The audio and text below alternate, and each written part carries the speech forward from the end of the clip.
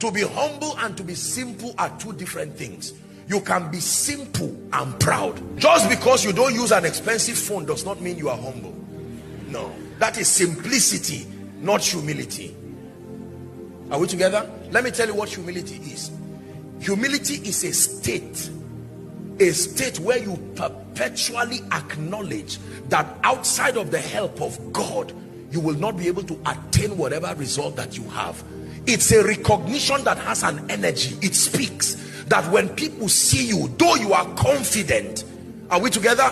You stand confident in what God has done in your life. Humility is not refusing to acknowledge what God has done. Philemon 1 verse 6 says that the communication of your faith, are we together, might be effectual through the acknowledging of every good thing that is in you in Christ. If God has made you the head, if you say I am the head, it's not pride.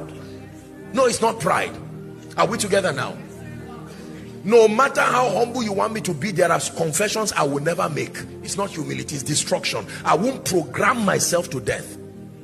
However, I can stand before you and say the God of heaven is the reason why I am what I am. Paul puts it beautifully, by the grace of God. But he says this grace was not showered on me, in that I labored more than ye all. And then he backs it up again and says truly it's the grace of God. Are we together now? Humility, acknowledging God, that as the world claps for you and makes it look as if your success is a fabrication of your own creativity, you are quick to tell them, it is true that I partnered with the grace of God, but I can tell you that I am what I am by the grace of God. Someone say that after me. I am what I am by the grace of God. One more time. That is the character of humility. I am what I am by the grace of God.